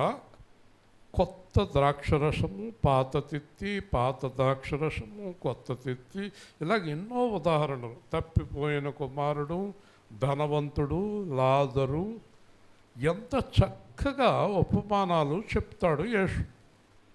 వాక్యము ఉపమానము కలిపి చెప్పాడట. ఉపమానము లేకుండా ఏది బోధించలేదు వారికి. కాబట్టి ప్రజలకు చెప్పేది వేరు, ఇప్పుడు నేను రాజేష్ మాట్లాడుకునేది వేరు, మీతో చెప్పేది వేరు. మీకు లోతుగా చెప్తే అర్థం కాదు, కథ క్లుప్తంగా అర్థమయ్యేటట్టు చెప్పాలి. మేము లోతుగా మాట్లాడుకున్నా మీతో చెప్పేటప్పుడు జాగ్రత్తగా చెప్పాలి. తర్వాత శిష్యులను దగ్గరికి తీసుకుని వాక్యమును విశదపరచను. హల్లెలూయా. కాబట్టి శిష్యులకి దగ్గరికి తీసుకెళ్ళి అసలు దీని అర్థం ఇదబ్బాయి అని చెప్పాడు. అలాగే నాకు చెప్తాడు. కాబట్టి దాని అర్థం, దాని పర్యవసానం నాకు తెలుస్తుంది, నాకు బోధిస్తాడు ఆయన. నాకు బోధించాక నేను మీకు బోధిస్తాను. శిష్యులకు ఎక్కువగా బోధిస్తాడు. మేము ఆయనకి దగ్గరగా ఉంటాం. కారణం ఏంటంటే నేను మీకు అందరికీ బోధించాలంటే నేను యేసు దగ్గర నేర్చుకోవాలి. హల్లెలూయా. యేసు దగ్గర నేర్చుకోకుండా నేను ఏదైనా చెప్తే అది ఫెయిల్ అయిపోతుంది, ఓడిపోతుంది, దెబ్బతింటుంది ఆ మాట. కాబట్టి యేసు దగ్గర నేర్చుకుంటాను. రోజు తెల్లవారుజామున, రాత్రి పగలు కూర్చొని నేర్చుకుంటాను. మొన్న దేశ క్యాంపులో వాక్యం జరిగినప్పుడు ఆహారోని పాస్టర్తో అన్నాడు, మీరు కూడా ఏదైనా చెప్పండి అంటే ఆయన ఒక మాట అన్నాడు, ఇంత చక్కని సాక్ష్యం వాక్యం విని నేను చెప్పేది ఏముంటుంది ఇక్కడ అన్నాడు. హల్లెలూయా. కాబట్టి దేవుడు బోధించును. అలాగే బైబిల్లో ఇంకో మాట ఉంది, దేవుని వాక్యము ఎవరికి వచ్చునో వారు దైవములు అనబడుదురు. హల్లెలూయా. దేవుడు వాక్యము కొంతమందికి డైరెక్ట్గా అనుగ్రహిస్తాడు. ఇప్పుడు మీరు చదివేటప్పుడు మీకు కొంత సమయం పడుతుంది, నాకు చదివేటప్పుడు అర్థమైపోతుంది. కాబట్టి విశదపరచను వివరంగా చెప్పాడంటే ఇదబ్బాయి. వాళ్ళకేమో ఉపమానాలు కావాలి, మీకు అక్కర్లేదు. ఉపమానం చెప్పకపోతే వాళ్ళకి వాక్యం అర్థం కాదు. ఉదాహరణకి తుంగభద్రలో నేను ఇక్కడ చెప్పినట్టు చెప్తే కుదరదు, వాళ్ళు కొంత అయోమయ స్థితిలో ఉన్నారు. అలాగే అడవి ప్రాంతానికి వెళ్తే అక్కడ చెప్పినట్టు వాళ్ళకి చెప్పకూడదు. అలాగే పెద్ద పెద్ద అధికారులు బెంగళూరు, హైదరాబాద్ లాంటి పట్టణాలకు వెళ్తే అక్కడ వేరే విధంగా చెప్పాలి. ఇప్పుడు ఎవరికి ఎలా చెప్పాలో నాకైతే ఏమీ తెలియదు, ఆయనకి తెలుసు. దేవుని స్తోత్రం. కాబట్టి ఆయన ఎవరికి ఎలా మాట్లాడాలో అలా చెప్తాడు. విశదపరచను. ఆ దినమే సాయంకాలం అయినప్పుడు వారు వెళ్ళిపోయాక చిన్న దోణిలో తీసుకొని పోయి ఆయన వెంబడి మరికొన్ని దోణిలు వచ్చాను. చూసారా, యేసుప్రభు ఒక చిన్న దోణిలో బయలుదేరడం, ఆయన కూడా మరికొన్ని దోణిలు బయలుదేరాయి. జాగ్రత్తగా వినండి. పెద్ద తుఫాను రేగి ఆయన ఉన్న దోణి మీద అలలు కొట్టి దోణి నిండెను. ఇది ఇక్కడ ఈరోజు ముఖ్యమైన పాయింట్. వెనకాలన్న దోణుల మీద నీళ్లు రాలేదు, వెనకాలన్న దోణుల మీద గాలి రాలేదు. యేసు ప్రభు ఏ దోణిలో ఉన్నాడో ఆ దోణి మీదకి గాలి, అలలు, నీళ్లు అన్నీ ఆయన మీదకే వచ్చాయి. హల్లెలూయా. ఆయనతోటి దోణిలో ఉన్నవారి మీదకే వచ్చాయి. దీనికి అర్థం ఏంటో తెలుసా? మీరు 100కు 100% యేసు ప్రభుని వెంబడిస్తే సమస్యలు, కష్టాలు, ఇబ్బందులు, ఇరుకులు, పోరాటాలు, గొడవలు అన్నీ మీ దగ్గరికి వస్తాయి. అన్నీ మీ మీదకి వస్తాయి. గుర్తుపెట్టుకోండి, యేసు ఉన్న దోణి మీదకు అలలు, గాలి, నీళ్ళు, చెప్పండి, 3 వచ్చినాయి. అంటే నావ మునిగిపోవాలి. సరే, బాగా అర్థం చేసుకోండి. ఎవరి హృదయంలో యేసున్నాడో, ఎవరు యేసుతో నడుస్తున్నారో వాళ్ళకి పెద్ద పెద్ద వస్తాయి. హల్లెలూయా. యేసుతో నడవనోడికి ఏ పోరాటం ఉండదు. అలా వచ్చేలా కూర్చొని అలా పోతారు.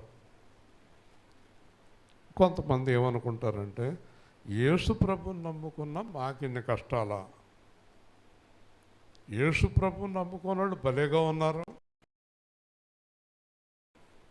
అలాగే వేషధారులు కూడా చాలా బాగున్నారు.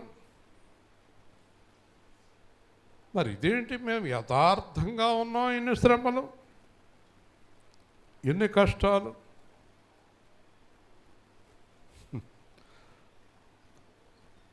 ఒక 2 మామిడి చెట్లు ఉన్నాయంట. హెప్సిబా గారు కళ్ళు కొడుక్కున్నారా? మామిడి చెట్లు ఉన్నాయంట 2.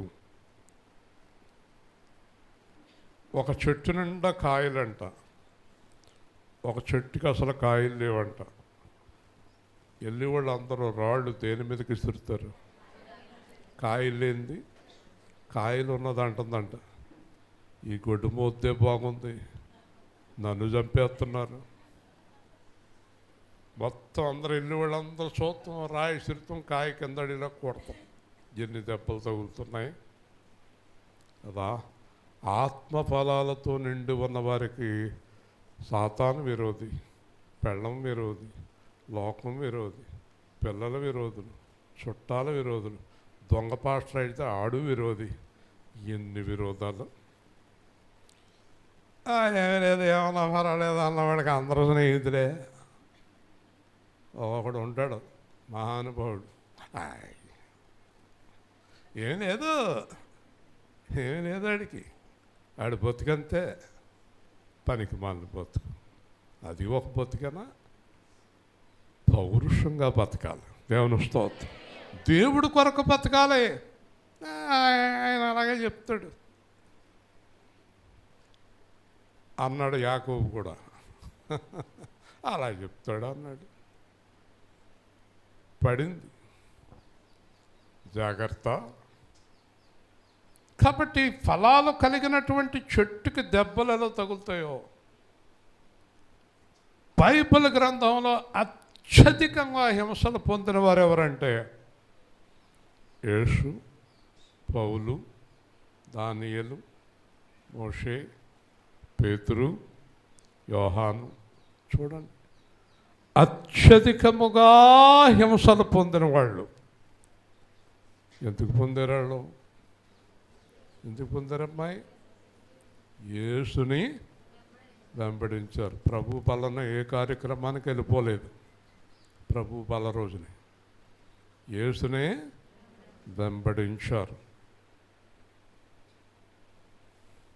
ఒక ఆయన మందిరానికి వస్తానికి ఎన్ని సాకులు చెప్తాడో. మిగతా కార్యక్రమాలన్నిటికీ టైం కుదురుతుంది అతనికి. 100 సాకులు చెప్తాడు ఇక్కడ వస్తానికి కదా. చెప్పు, దేవుడి దగ్గర చెప్పు నీ సాకులన్నీ, నా దగ్గర కాదు. చూడండి ఎలా ఉంటున్నారో మనుషులు. యేసు ఉన్న ధోని మీద అలలు, నీళ్ళు, గాలి, కానీ యేసు ఉన్న ధోని ములగదు. హల్లెలూయా. యేసు లేని ధోనులు మునిగిపోతాయి. యేసు లేని ధోనులు మునిగిపోతాయి. యేసు ఉన్న ధోనులు ములగవు.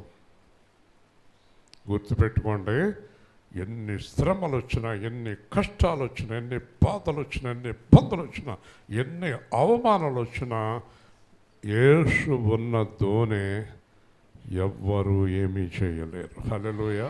తర్వాత బయటికి చూడటానికి యేసు ఉన్న ధోని మునిగిపోతున్నట్టు కనపడుతుంది, అని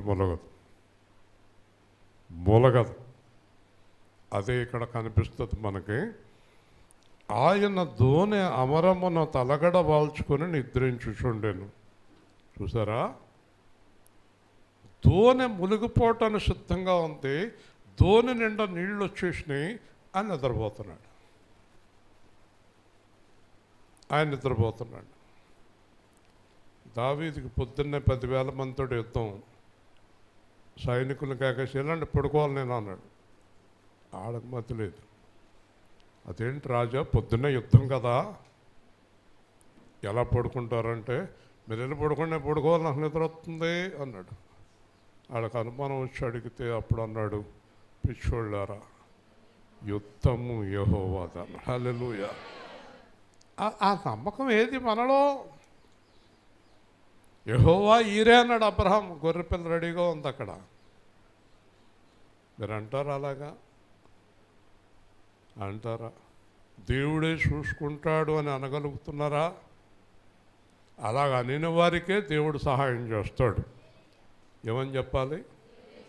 దేవుడే చూసుకుంటాడు, దేవుడే చేస్తాడు. ఎవరికి?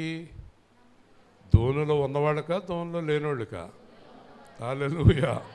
యేసుతో కలిసి ప్రయాణం చేసేవారి కార్యాలన్నీ ఎవరు చేస్తారు? యేసు చేస్తాడు. ఒకవేళ రాజేష్ చెప్పినట్టు పలానా రోజుకి చనిపోవాలని చెప్పినా చనిపోవాలంతే. ఇప్పుడు మనకి ఒక మాట అడుగుతాను, చెప్పండి, బ్రతికితే ఏంటంట, చనిపోతే ఏంటంట? మీలో కొంతమందికి నచ్చదు కదా ఈ మాట. నేను చాలా ప్లాన్లు వేసానండి. ఏం ప్లాన్లు వేసావురా పిచ్చోడా? ఏం ప్లాన్లు వేసావు పిచ్చిదానా? ఏం ప్లాన్లు వేసావు అన్నాడు దేవుడు. అబ్బాయి ఏంటి చాలా ప్లాన్లు వేసావు, ఈ రాత్రి నీకు నడు, టైం అయింది. హల్లెలూయా. నా డబ్బు, నా పొలం, నా బిల్డింగు, నేను దాచింది, నా ఆవిడ, నా పిల్లలు, నా మనవలు,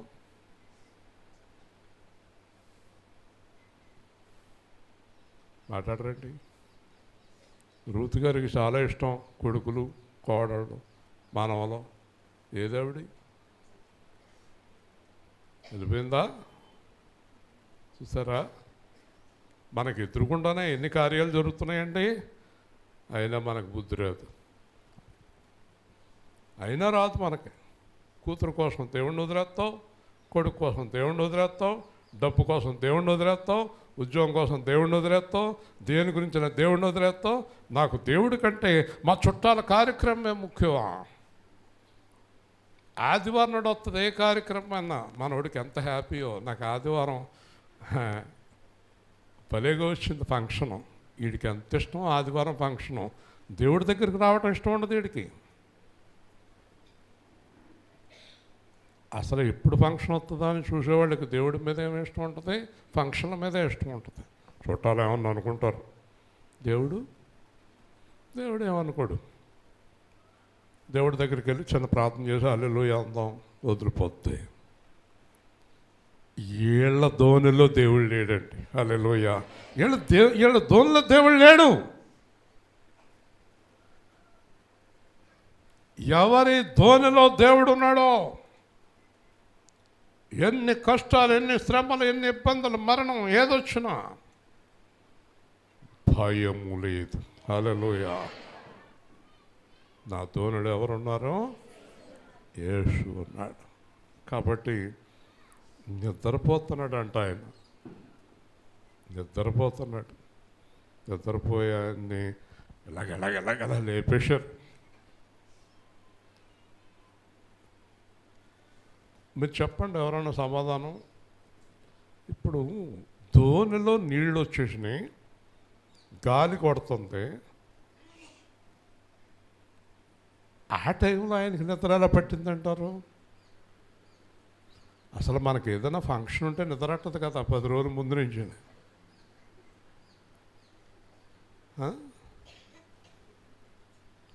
దేవరత్నం గారు చెప్పండి, ఆయనకి ఎలా నిద్ర పట్టింది? నిద్ర ఎలా పట్టింది? మహిమ. ఆయన ఎలా నిద్రపోగలుగుతున్నాడు? వినలేదా? ఇందాక రాజేష్ చెప్పింది.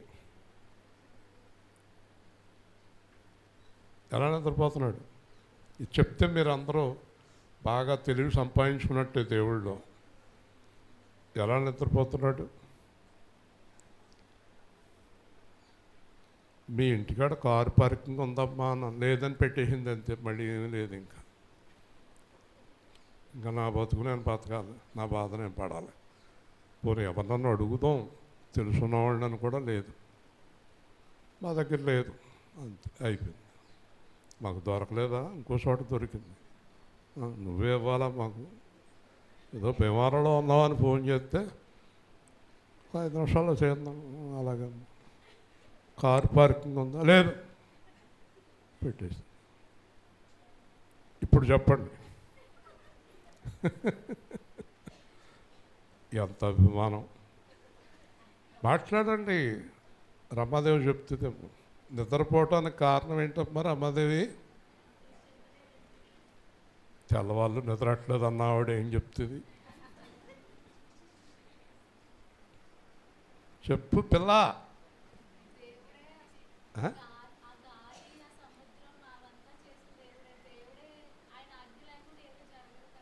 ఒక రకంగా కరెక్టే, ఇంకా లోతుగా చెప్పాలి, ఇంకా లోతుగా చెప్పాలి.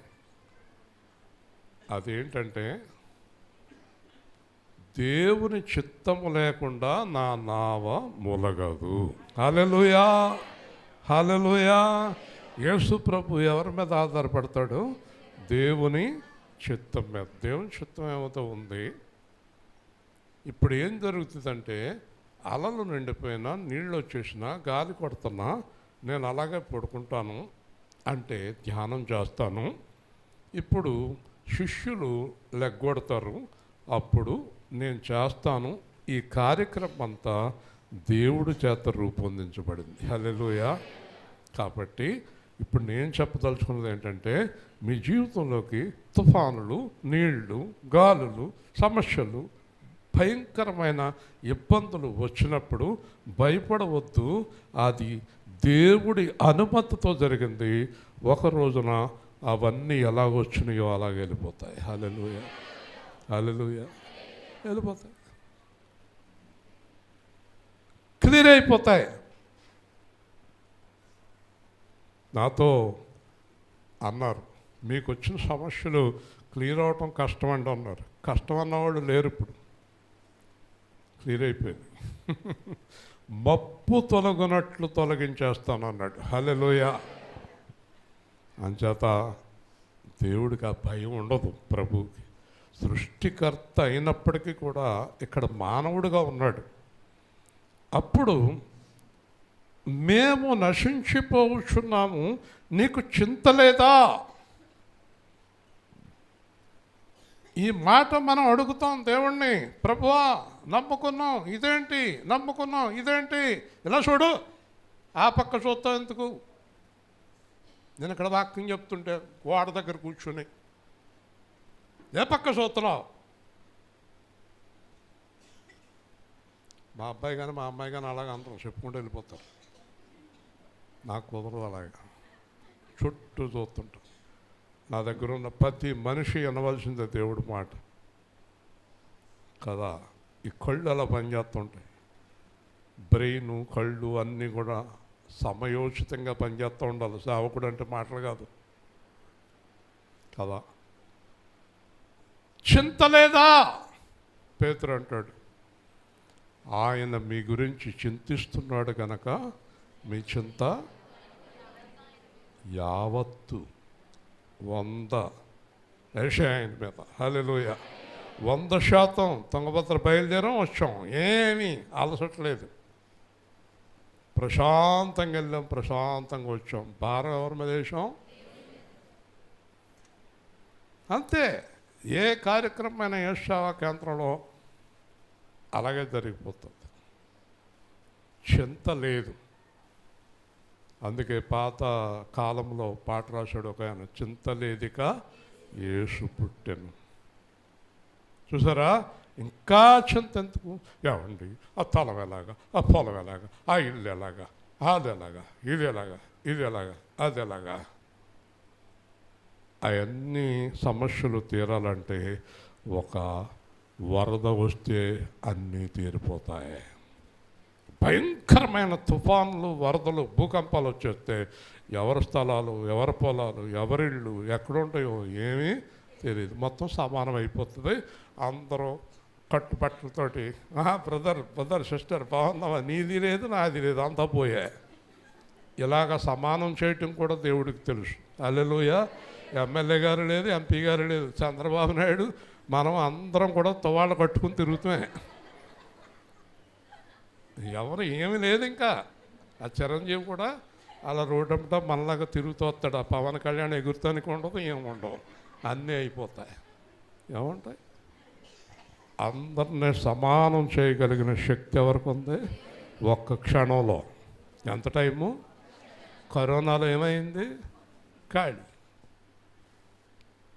మంత్రి గారు అన్నాడు. మంత్రి గారు ముందు చచ్చిపోయాడు.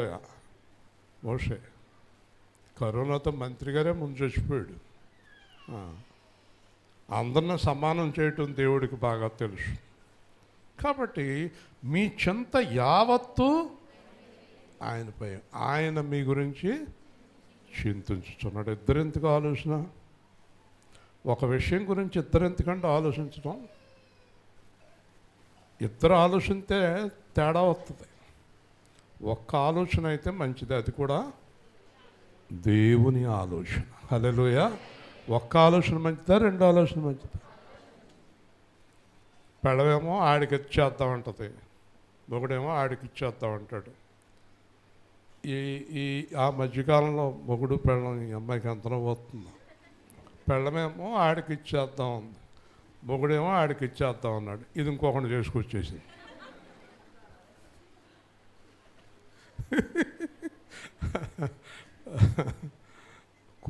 పిల్లి పోరు కోతి ఏదో అంటారు, అది తీర్చేసింది. ఈ తూకం తక్కువ ఉందని ఇదో ముక్కెరిసి నోట్లో పెట్టుకుందంట, ఈ తూకం తక్కువ ఉందని ఇదో ముక్కెరిసి నోట్లో పెట్టుకుందంట. మొత్తం రొట్టె అంతా తినేసి రెండు గుడ్ బై వెళ్ళిపోయింది. దేవుని స్తోత్రం కదా. కాబట్టి ఆయన లేచి గాలిని గద్దించి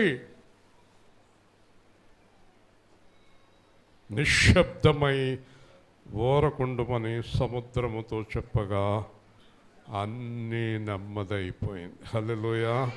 లేచిదాకానే ఆయన మాట్లాడని చెప్పి ఎగురుతూనే ఉంటాయి. ఆయన మాట్లాడే వరకు అందరూ అలాగా ఎగురుతూనే ఉంటారు.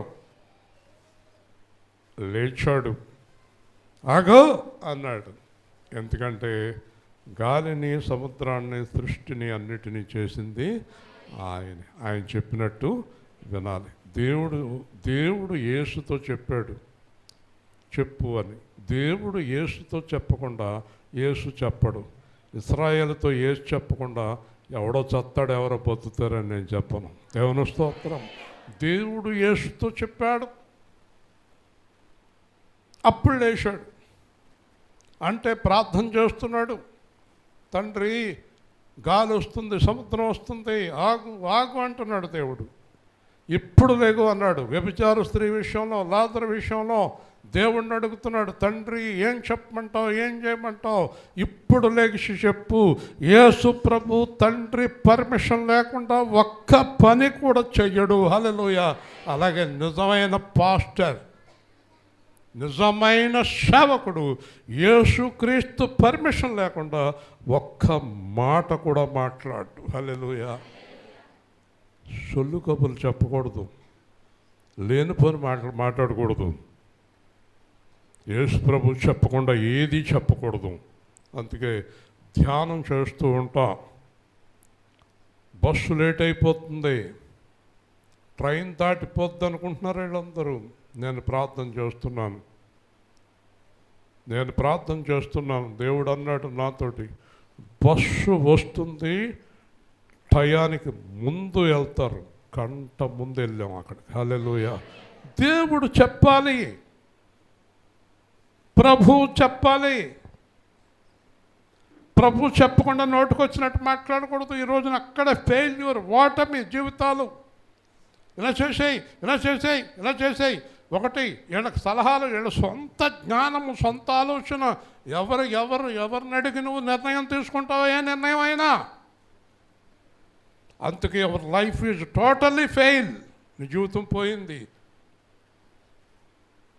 ఇష్టానికి నిర్ణయాలు తీసుకున్న వాళ్ళందరూ ఇక్కడ బోల్డ్ మంది ఉన్నారు, వాళ్ళ జీవితాలు ఫెయిల్ అయిపోయినాయి అని వాళ్ళకే తెలుసు. They have failed miserably. జీవితాల్లో ఓడిపోయారు, చాలా విషయాల్లో ఓడిపోయారు. డబ్బుల విషయంలో ఓడిపోయారు, మనుషుల విషయంలో ఓడిపోయారు, పెళ్ళమ్మగుడి విషయంలో ఓడిపోయారు, పిల్లల విషయంలో ఓడిపోయారు, జీవితంలో చాలా విషయాల్లో ఓడిపోయారు ఓడిపోయారు ఓడిపోయారు ఓడిపోయారు. ఈ ఓడిపోవటానికి కారణం వీళ్ళు ఏం చేసినా దేవుడిని అడగరు, దేవుడి మాట కోసం కనిపెట్టరు కనుక వాళ్ళ జీవితం ఫెయిల్ అయిపోయింది. హల్లెలూయా. Miserably failed. ఎప్పటికైనా జ్ఞానం తెచ్చుకొని ప్రతి విషయంలోని ఎవరిని అడగాలి? దేవుణ్ణి అడగాలి. దేవుణ్ణి అడగాలి. యేసు ప్రభు అంత జ్ఞాని ఉండి దేవుణ్ణి అడిగేటప్పుడు నీకేమొచ్చింది? ఎక్కడితో స్నేహం చేయమంటావా? వీళ్ళ ఇంటికి వెళ్ళమంటావా? ఎక్కడితో మాట్లాడమంటావా? ఎక్కడితో కలవమంటావా? ఎక్కడి దగ్గర తీసుకోమంటావా? ఎక్కడి దగ్గర తీసుకోవద్దంటావా? అడిగారా? ఇష్టం వచ్చినట్టు చేసేసారు. ఇవాళ దేవుణ్ణి తిడతారు, పాస్టర్ గారిని తిడతారు, అందరిని తిడతారు. మీరు సిగ్గు లేకపోతే సరే, బుద్ధి రాలేదు ఇంకా. ఏమంటున్నాడు ఒక కవి, ఆశలమణి ఏమంటున్నాడు? ఎంత చెప్పినా విననైతి ఎగతాళినే చేసి పాడుతూ ముందుగతి నేను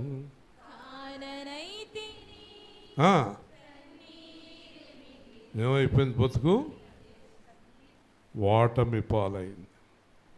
ఈరోజు హెచ్చరింతలను వెళ్ళిపోతారు. కానీ మీరందరూ మీ జీవితాలు చక్కగా నడవాలంటే ప్రతి విషయంలోనే దేవుడి మీద ఆధారపడి రాత్రి పగలు ప్రార్థించి ఒక నిర్ణయం తీసుకోవడానికి అవసరమైతే you can wait for 1 year 2 years 3 years 2-3 సంవత్సరాలైనా సరే ఆగవలసిందే. హల్లెలూయా.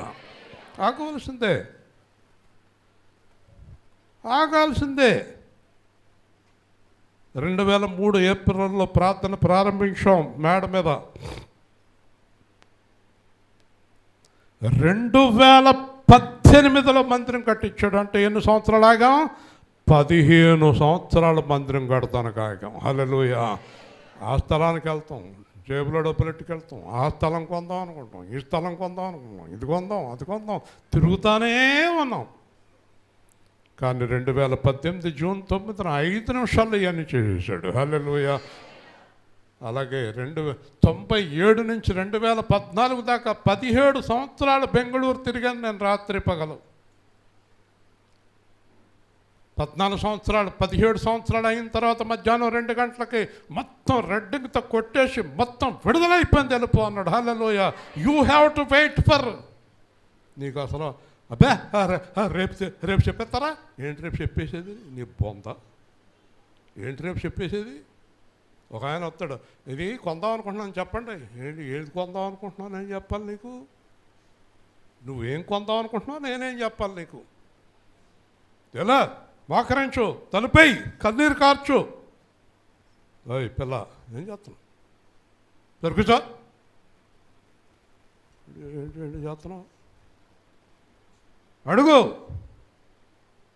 ఎర్రగా పొరగా కనపడితే పెళ్లి చేసేసుకుంటామే. చిన్న సాక్ష్యం చెప్తా. రాజేష్కి బ్రహ్మాండమైన ఉద్యోగం వచ్చింది, ఇంటర్వ్యూ అయిపోయింది, అన్నీ అయిపోయినాయి. ఇంకెళ్ళిపోయి జాయిన్ అయిపోవాలి. వాళ్ళు ఫోన్ చేశారు, మళ్ళీ ఫోన్ చేయలేదు. నేను అన్నాను, నువ్వు చేయొద్దు, నువ్వు చేయొద్దు, నువ్వు చేయొద్దు, నువ్వు చేయొద్దు. ఇంచుమించు 4 నెలలు అయిందా? 5 నెలలు. ఇవాళ చైనా వద్దు, ఇవాళ చైనా వద్దు, మొన్న ఇప్పుడు చెయ్యి అన్నాను. చేశాడు. తర్వాత ఆడికి ఫోన్ వచ్చింది, ఆ కంపెనీ ఎత్తేసారు. దేవుని స్తోత్రం.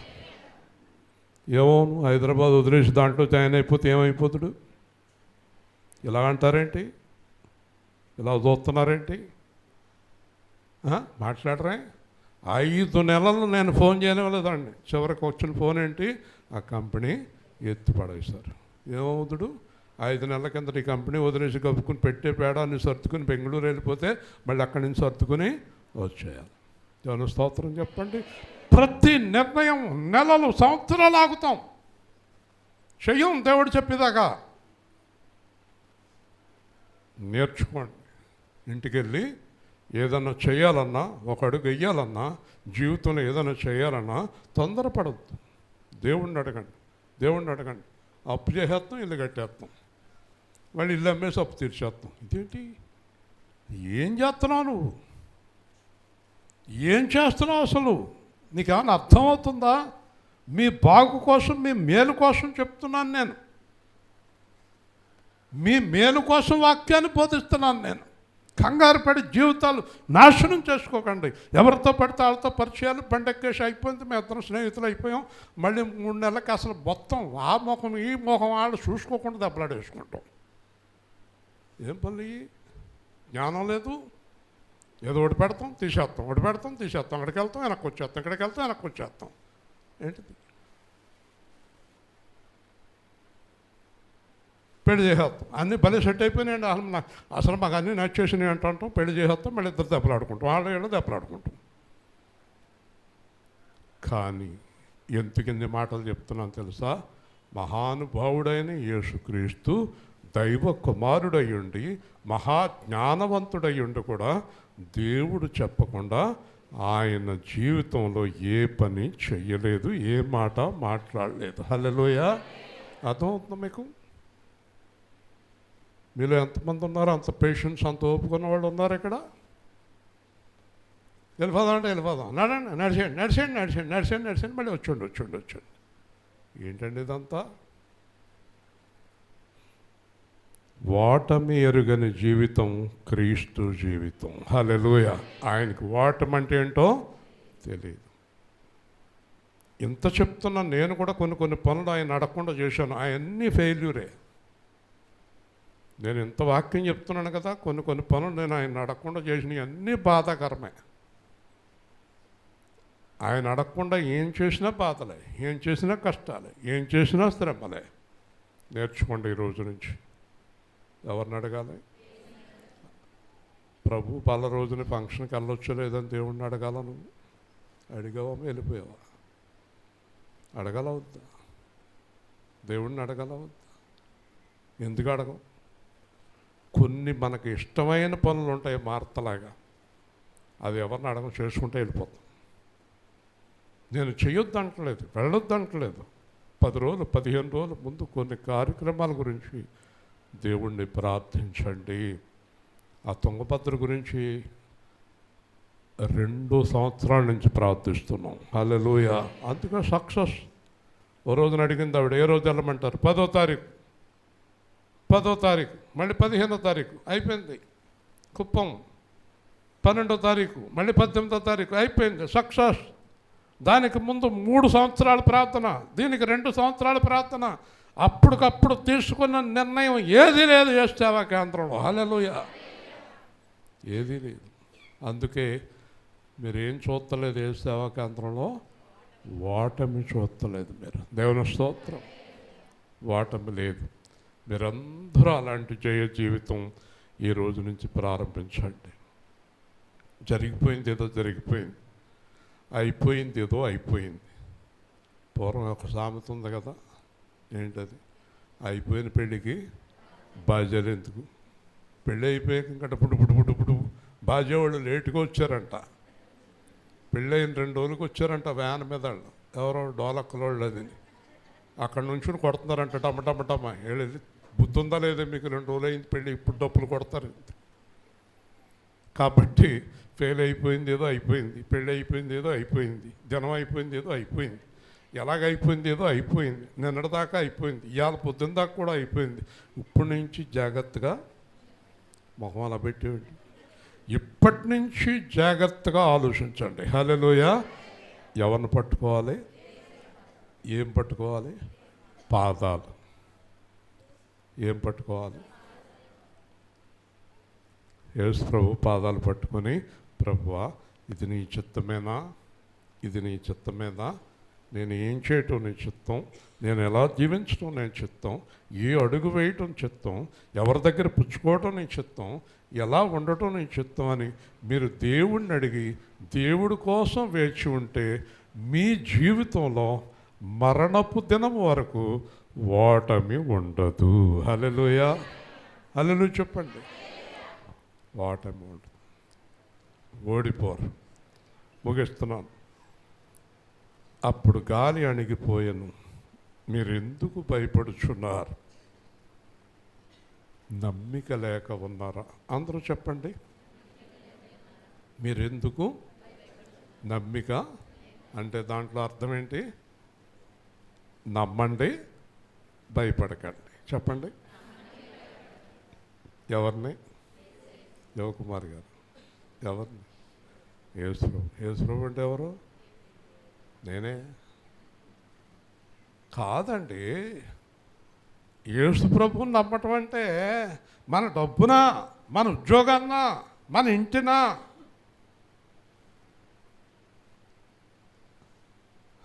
మా ఆయన ఏదైనా చూడ చాలా కరెక్ట్గా చెప్తాడండి. ఎవరైనా మీ ఆయన చెప్తాడా? ఆయన అంటాడు, మా ఆవిడ కరెక్ట్గా నిర్ణయం తీసుకుంటుందండి. కాబట్టి మీ భార్యాభర్తలు ఎవరైతే కరెక్ట్గా ఉన్నారో ఇక్కడికి వచ్చి నుంచోండి, ఇక్కడి నుంచి సంఘం అంతా మిమ్మల్ని అడుగుతారు ఏ విషయం అయినా. వస్తారా? ఏ భార్యాభర్తలు గొప్ప తెలివైన వాళ్ళు లేచి నిలబడండి అమ్మా. మీ ఆయనడి కళ్ళజోడెట్టుకున్నాడు.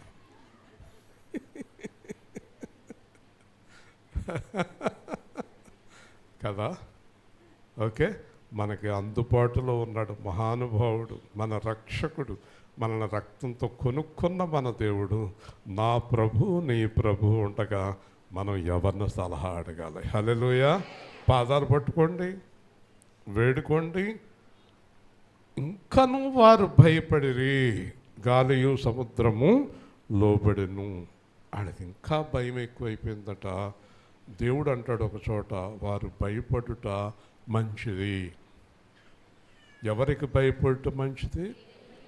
ఎవరికి భయపడకూడదు? చెప్పమ్మా. ఎవరికి భయపడాలి? దేవుడికి. ఎవరికి భయపడకూడదు? దేవుడికి భయపడితే ఇంకెవరికి భయపడక్కర్లేదు. హల్లెలూయా. దేవుడికి భయపడితే ఎవరికే భయపడక్కర్లేదు. దేవుడికి భయపడకపోతే అందరికీ భయపడాలి, అందరికీ భయపడాలి కదా. దేవుడికి భయపడండి, దేవుడు చెప్పినట్టు జీవించండి. మన ధోనిలో యేసయ్య ఉన్నాడు, మన హృదయంలో యేసయ్య ఉన్నాడు. యేసయ్యతో కలిసి జీవిద్దాం.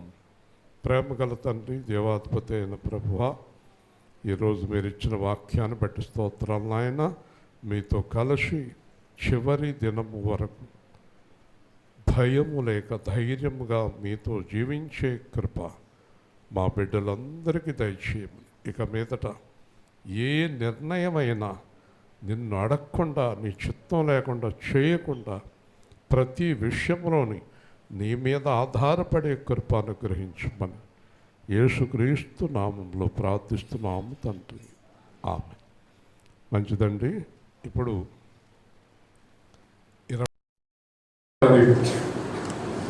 ఒక గోల్డ్ షాప్